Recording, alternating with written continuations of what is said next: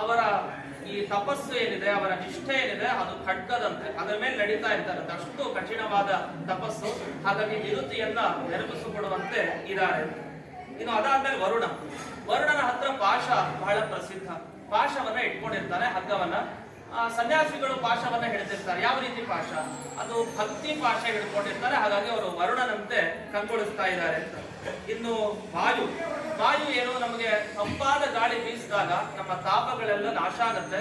ಹಾಗೆ ನಮ್ಮ ಈ ಮಂತ್ರಾಕ್ಷತೆಯ ಮುಖಾಂತರ ನಮಗೆ ಅನುಗ್ರಹ ಮಾಡಿ ನಮ್ಮ ಮಾನಸಿಕ ತಾಪ ಏನಿದೆ ಅದೆಲ್ಲವನ್ನು ಕಳೆದು ಅನುಗ್ರಹ ಮಾಡ್ತಾರೆ. ಹಾಗಾಗಿ ವಾಯುವಿನ ತರ ಅಂತ. ಇನ್ನು ಚಂದ್ರನಂತೆ, ಚಂದ್ರ ಬಹಳ ತಂಪು, ಹಾಗಾಗಿ ತಂಪಾದ ಸಂದೇಶವನ್ನು ನೀಡಿ ನಮಗೆ ಅನುಗ್ರಹ ಮಾಡ್ತಾರೆ. ಕೊನೆಗೆ ರುದ್ರದೇವರಂತೆ ಅಂತ. ರುದ್ರದೇವರಲ್ಲಿ ಏನಿದೆ, ವೈರಾಗ್ಯ ಇದೆ. ಆ ವೈರಾಗ್ಯ ಮೂರ್ತಿಗಳಾಗಿ ನಾವು ನೋಡ್ತೀವಿ. ವೈರಾಗ್ಯ ಮೂರ್ತಿಗಳು ನಮಗೆ ಪದ್ಮನಾಭ ತೀರ್ಥರ ಬಗ್ಗೆ ನೆನಪಿಸ್ಕೊಳ್ಳೋದಿದೆ. ರಮಾ ನಿವಾಸೋಚಿತ ವಾಸಭೂಮಿ, ಸಂನ್ಯಾಯ ರತ್ನಾವಲಿ ಜನ್ಮಭೂಮಿ, ವೈರಾಗ್ಯ ಭಾಗ್ಯೋ ಮಮ ಪದ್ಮನಾಭ. ಈ ರೀತಿ ಮುಂದುವರಿಸ್ತಾ ಹೋಗ್ತಾರೆ. ಅಲ್ಲಿ ಒಂದು ವಿಶೇಷವಾದ ಅಂಶವನ್ನ ಮಾದರೂರು ವಿಷ್ಣು ತೀರ್ಥರು ತಮ್ಮ ಟಿಪ್ಪಣಿಗಳೆಲ್ಲ ಸುಧಾ ಸಂದರ್ಭದಲ್ಲಿ ಹೇಳ್ತಾರೆ. ಆ ಒಂದು ಮಾತನ್ನ ಹೇಳಿ ಮುಕ್ತಾಯ ಮಾಡ್ತೀನಿ. ಪದ್ಮನಾಭ ತೀರ್ಥರನ್ನ ನಾವು ಹೇಗೆ ಪ್ರಾರ್ಥನೆ ಮಾಡೋದು? ನಾವು ಯಾವುದೇ ಗುರುಗಳ ನೋಡಿದಾಗ ಅವರ ಅಂತರ್ಯಾಮಿಯಾದ ಮುಖ್ಯ ಪ್ರಾಣ, ತದಂತರ್ಯಾಮಿಯಾದ ದೇವರ ಚಿಂತನೆಯನ್ನ ಮಾಡ್ತಾ ಇರ್ತೀವಿ.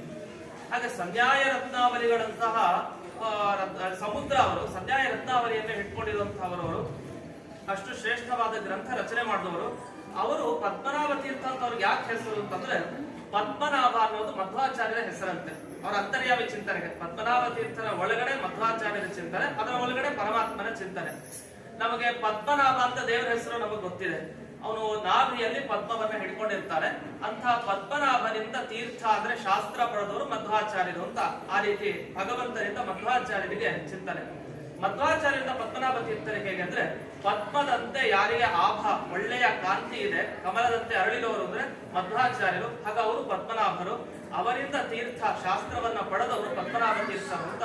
ಹೀಗೆ ಆ ಒಂದು ಶಬ್ದಕ್ಕೆ ಪದ್ಮನಾಭ ತೀರ್ಥರು, ತದಂತರ್ಯಾಮಿ ಮಧ್ವಾಚಾರ್ಯರು, ತದಂತರ್ಯಾಮಿ ಪರಮಾತ್ಮನ ಚಿಂತನೆಯಲ್ಲಿ ಮಾಡ್ತಾರೆ. ಅಂತ ಪದ್ಮನಾಭ ತೀರ್ಥರು ನಮಗೆ ವಿಭೂತಿ ಕೊಡ್ಲಿ ಅಂತ ಅಲ್ಲಿ ಪ್ರಾರ್ಥಿಸಿದ್ದಾರೆ.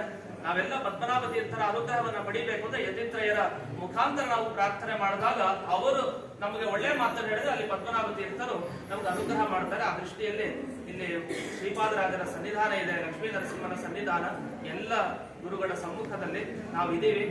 ನಮಗೆ ಪ್ರತ್ಯಕ್ಷವಾಗಿ ಗುರುಗಳಿಂದ ನಮ್ಗೆ ಅವರೆಲ್ಲರ ಅನುಗ್ರಹ ಮತ್ತೆ ಇವರ ವಿಶೇಷವಾದ ಅನುಗ್ರಹ ನಮ್ಗಾಗುತ್ತೆ. ಈ ಸಂದರ್ಭದಲ್ಲಿ ಈ ಎರಡು ಮಾತುಗಳನ್ನ ಅಸ್ಮತ್ ಗುರುವಂತರ್ಗತ, ವ್ಯಾಸತೀರ್ಥ ಗುರುವಂತರ್ಗತ, ಶ್ರೀಪಾದರಾಜ ಗುರುವಂತರ್ಗತ, ಭಾರತೀಯ ರಮಣ ಮುಖ್ಯ ಪ್ರಾಣಾಂತರ್ಗತ ಶ್ರೀಮನ್ಮೂಲ ಗೋಪಾಲಕೃಷ್ಣನಲ್ಲಿ ಅರ್ಪಣೆ ಮಾಡ್ತೇನೆ.